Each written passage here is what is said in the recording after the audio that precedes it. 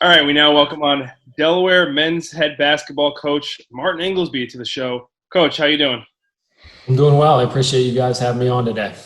We appreciate you coming on. We have it as part of our CAA special, hitting all the coaches we can from the CAA, and obviously we wanted to talk to you as a team that you guys had a really nice year last year, and big things expected for next year.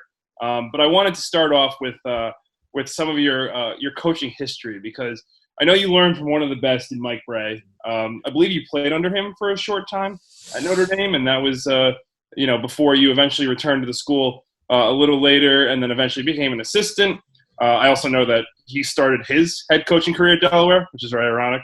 But we see it all the time in college where you have assistants of really good head coaches. They get hired at other schools, and generally they have a lot of success. A lot of these good head coaches, their coaching trees do really well. So I wanted to ask you, just from a standpoint of your own personal experience and from being under Coach Bray, what have you learned from him that kind of makes him one of the best coaches in the league and one that can actually pass all of his knowledge to his assistants like you? Well, first of all, I was a unique college experience as a player going to University of Notre Dame. I played for three coaches in 4 years. So I got recruited by John McLeod, played for him for 2 years, then played for Matt Doherty for a year, and then was really fortunate to be a senior on the team when Coach Bray came in during that year in, I guess, 2000, 2001. So I think the one thing that I learned so much from him is, he's a player's coach. He's positive. He gives his guys a lot of freedom. He holds them accountable.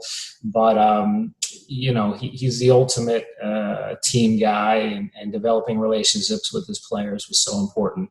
And connecting with those guys, not just on the basketball court, but off the court, taking them to breakfast, taking them to lunch, really getting to know them as people. And, I think you see that with how he teaches, how he coaches. I'm so indebted to him for how much he believed in me as a basketball player that senior year, and then giving me the confidence and trying to develop as a young coach. And those first couple of years with them out there at Notre Dame, I think my head was spinning. I was a sponge. I was trying to soak it all in, but I try to, develop my own coaching identity. And, was just fortunate to be with him for 13 years. And he's one of the best teachers, coaches, competitors in all of college basketball. He's had an unbelievable run there out at Notre Dame. He's the all-time winningest coach in Notre Dame history. So, I can't tell you how many times in my position during these first 4 years that I step back and say, how would Coach Bray handle this situation, whether it's dealing with a player, whether it's coming off a tough loss on the road or handling success. So, I reflect on my experience with him a lot. Yeah, and obviously, like you said, getting that experience both as a player and as a coach, I'm sure, provides a lot of perspective on that. So you came to Delaware a few years ago, and unfortunately, you've had some tough injury luck during your time here. Ryan Daly, Kevin Anderson, Jacob Cushing, they all missed some time in 2018. Anderson and Cushing again had injuries in 2019. So did Ryan Allen.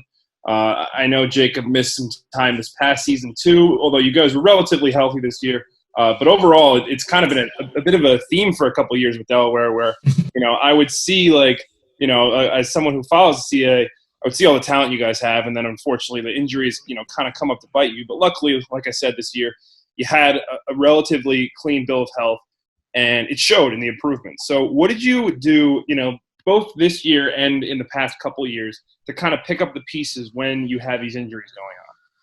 Well, I think the first couple of years, we only had about 9 guys on our roster, so it was a little difficult to manage when a guy went down or a guy missed a week or two due to an ankle injury or a tweak here and there.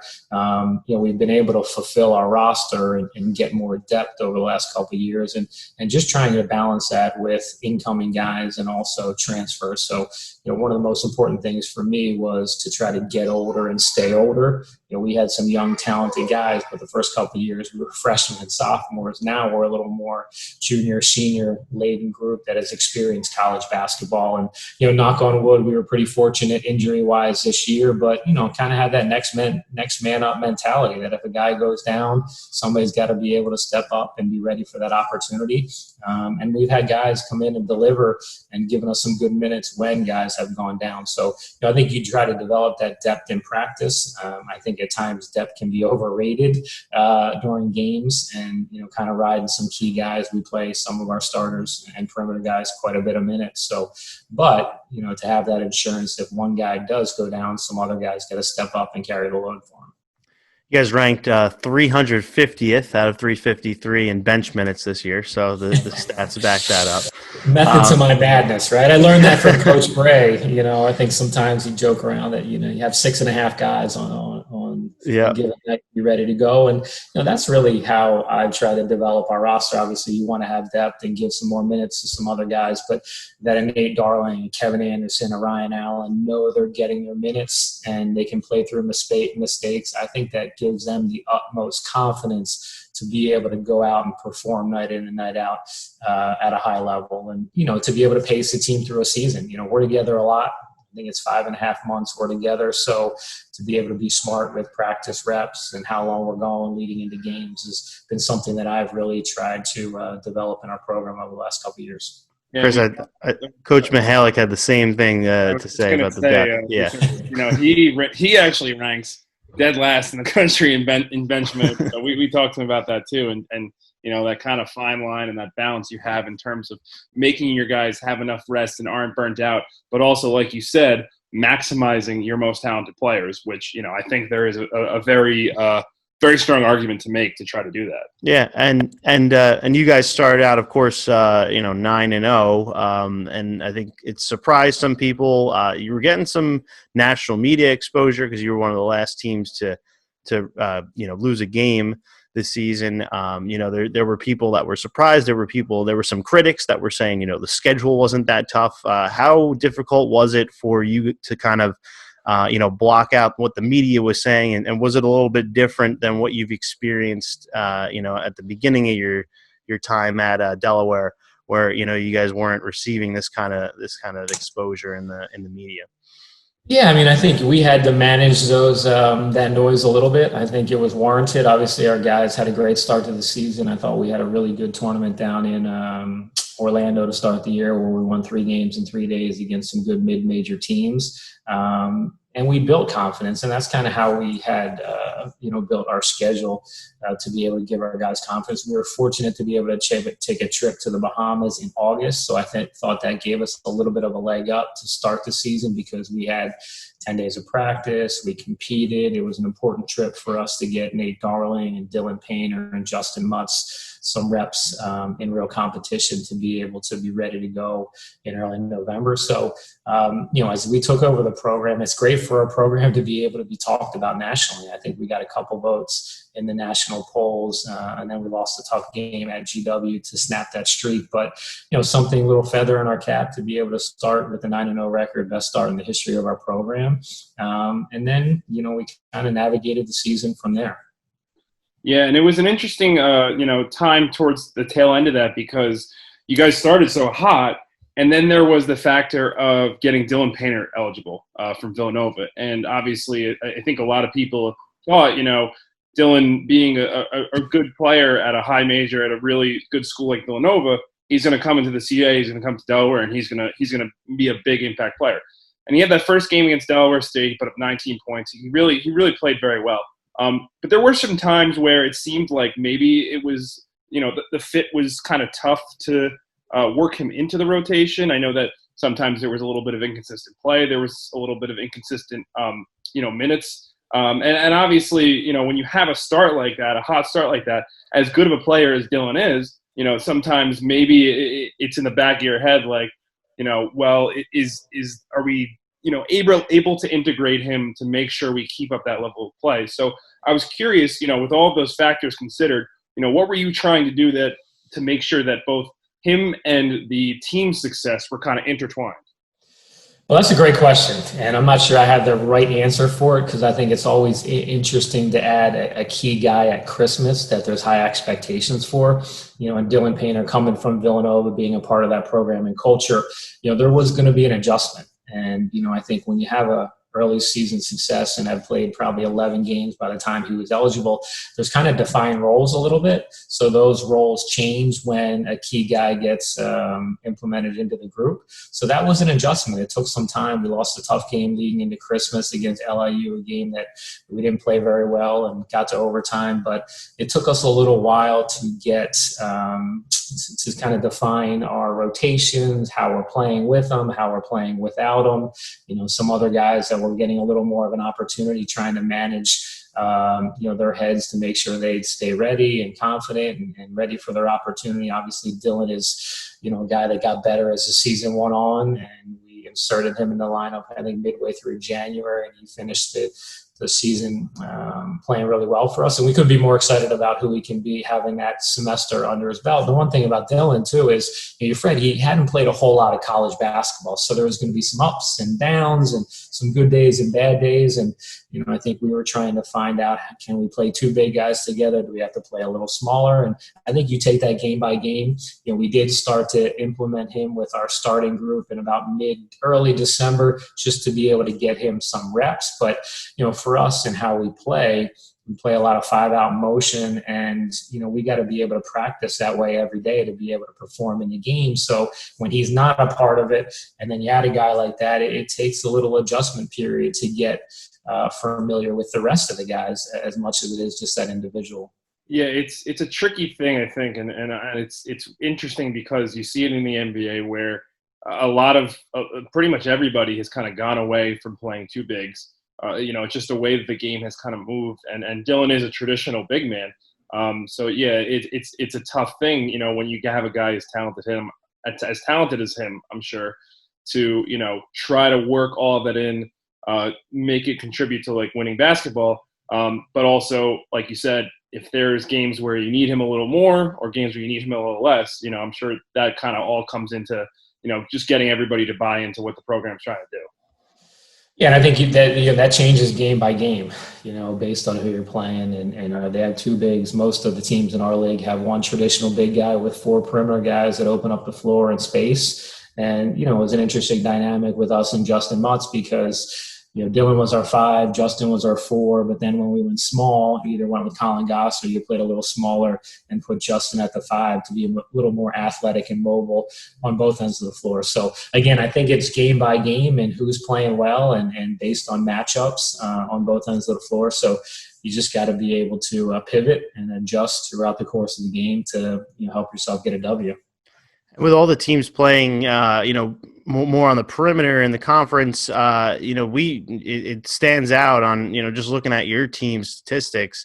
You're pretty balanced across the board, twos, threes, free throws, but you ranked 7th in the nation in 2-point percentage.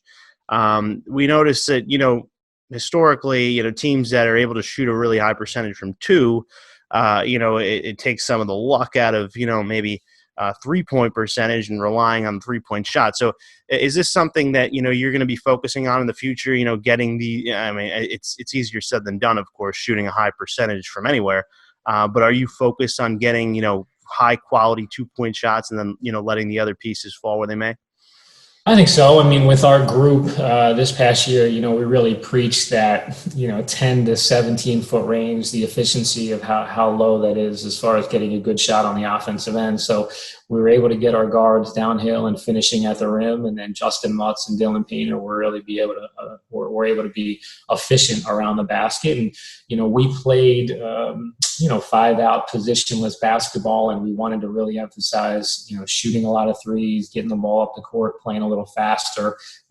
We changed a little bit of our full court motion attack to, open up the floor even more for our guys. So, you put teams in a predicament. They got to make some decisions. We ball screen a lot, and a lot of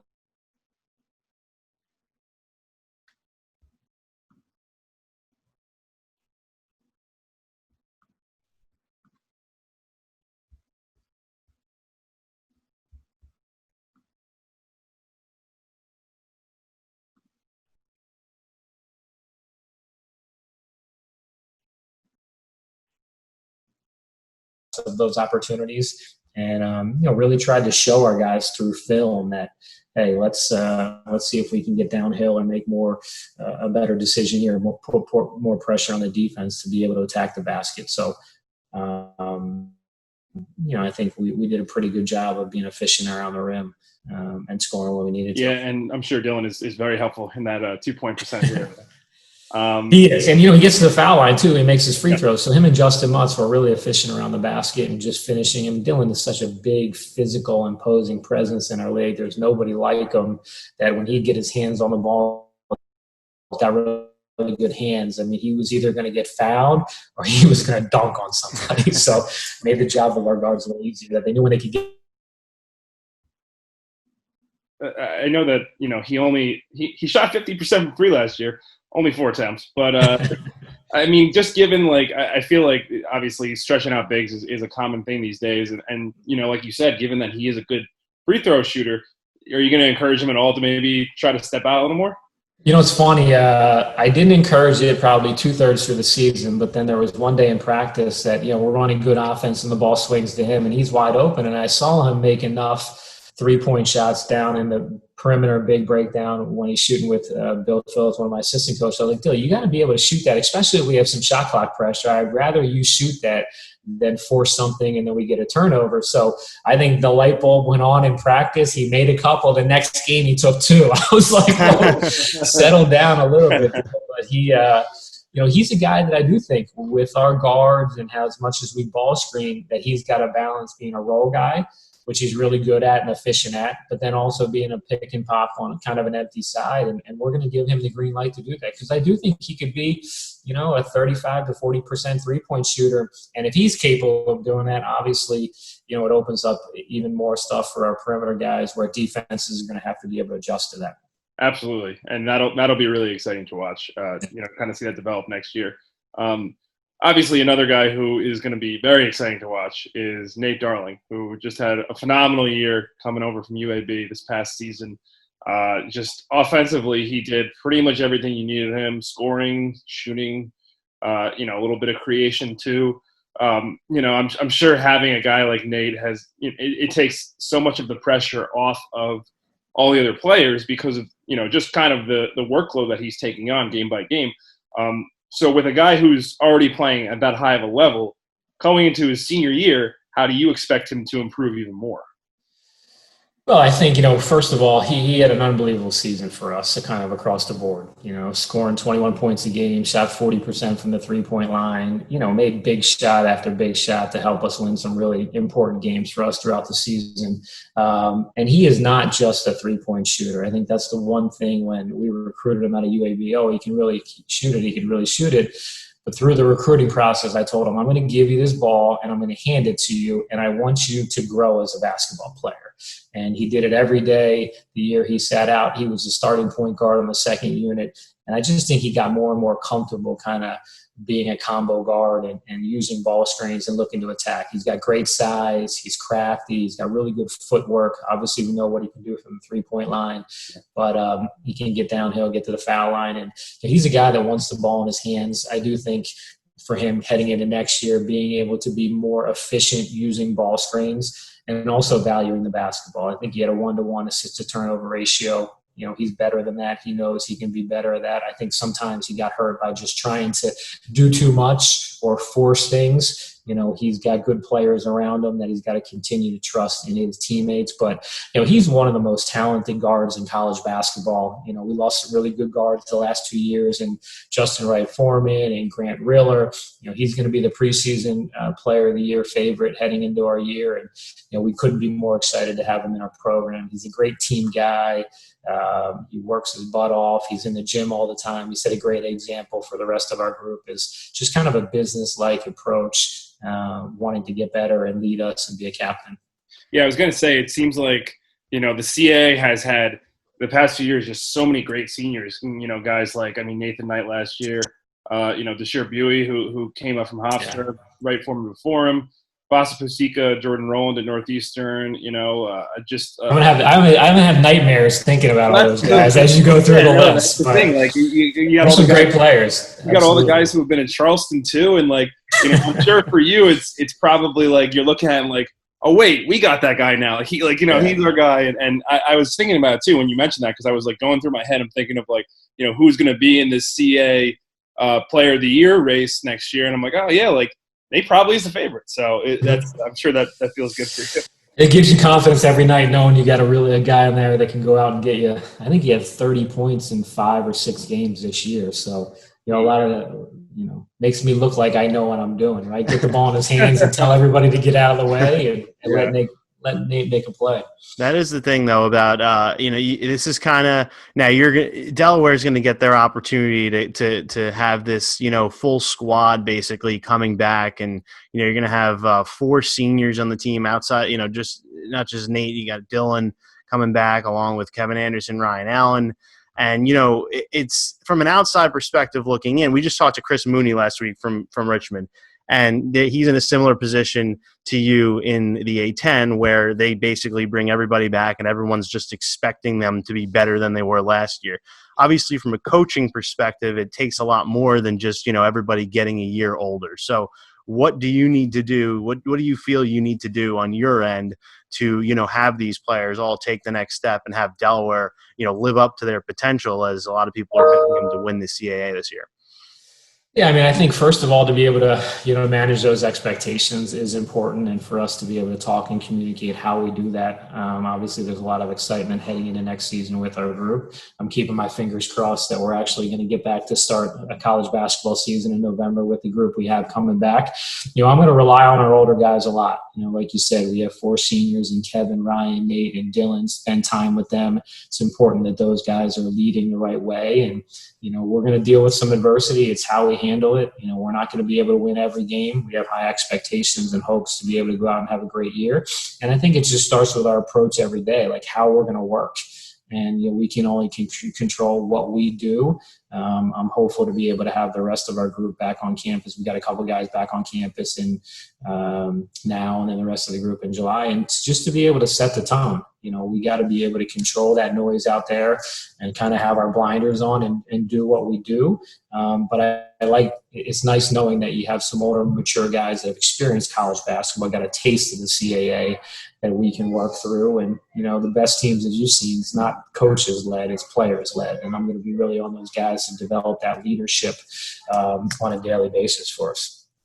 And just to finish off the interview and kind of come full circle and sum everything up, I wanted to just talk to you about next year. I know we've touched on it in the last few questions, but obviously with all these seniors, I know you have some sophomores who are going to be probably getting larger roles: Johnny McCoy, Alex Novakovic, Eddie Asamoah.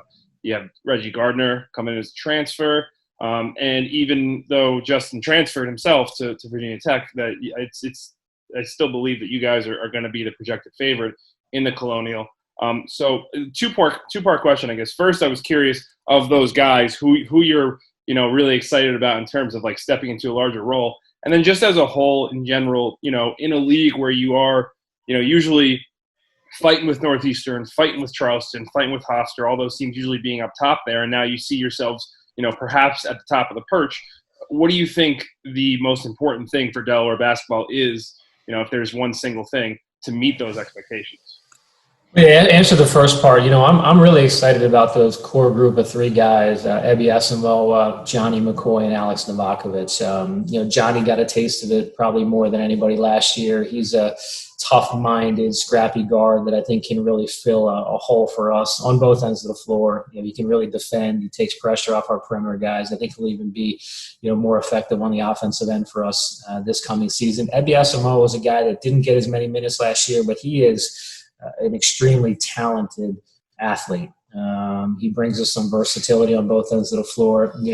When we went into last season, he was kind of the guy in the second unit that was always the best perimeter player. So going against Nate Darling and Ryan Allen and Kevin Anderson, he had to pretend he was Desir Bowie or Grant Riller when we prepared for those teams during the season. And he just got more and more confident. So I'm excited to see he can have a breakout season. And then also Alex Novakovic, skilled European big, can step out and make shots, I think he'll allow us to get back to really playing like we want to play with one traditional big guy in Dylan, and then just open up the floor with offensive threats around them. And then we're really excited about our 2 freshmen. I think they fit us, they fit our culture, they fit the type of skilled guys we want to have in our program. Andrew Carr is a guy out of the suburban Philadelphia area who's almost 6'10" right now, can step out and shoot threes.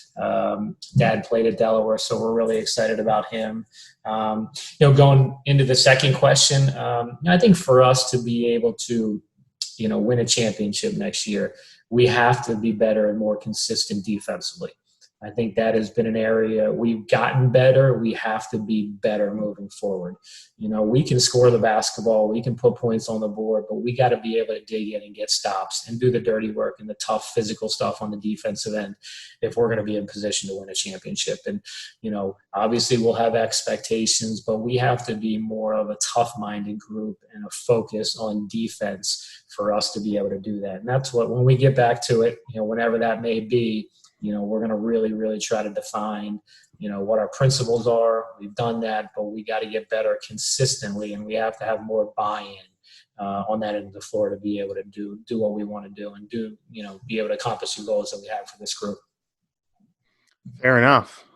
Coach, it's we're really excited to, obviously you mentioned, it's not a definite that we're going to have a season or what the season's going to look like. But, if there is a season, we're very excited to watch how the CAA plays out, especially after talking to about half the league in the past week. But yeah, I can't imagine, you guys follow college. I can't imagine there's ever going to cancel March Madness 2 years in a row. So we got to find a way to do this, whether it's April Madness, whether it's May Madness, whatever it is. There's too much on the line for us not to have an NCAA tournament. So you're preaching to the choir. We've talked about this, before interviews and on our podcast, intros, outros, just talking about how, one season was enough, especially because the whole season happened and then all of a sudden at the end, no March Madness. So, it would be extremely challenging for the entire community to, go 2 seasons in a row without it. So I think we got to figure something out. I think it's things are trending in the right direction, hopefully, and we'll take it from there. But we just got to stay optimistic because we want to see some CAA basketball back, and obviously we're really excited to see you guys coming up this year in what should be a really good season for Delaware. And hopefully, go ahead. Hopefully, we could, when the arenas do open up to the public as well, we'd like to, come grab a Newark bagel and see a game too. So, hopefully you guys are more than welcome. We'd love to have you. I'll make sure I get in there and cook whatever you want for you. I got to look this up now. The story about go check it out. Was it a news? Was it a video or an article? Where could I find it? They did a little video online. I'm sure you can go back and check out our Twitter page. And they did a little video of me in there, and I think there was $2 off bagel sandwiches or bagels for the student body. So we had a good little turnout. It was a nice little turnout to kind of generate some support for our program. So, nice. But I appreciate you guys and your interest in the CAA. Obviously, I feel like it's one of the best basketball conferences in the country, and the more exposure we can get, the more people talking about it, obviously it helps all of us. So I greatly appreciate it. Yeah, couldn't agree more. Thanks so much for coming on, Coach. We appreciate it, and we'll give you best of luck in the offseason. Thanks a lot, guys. Stay healthy. See you.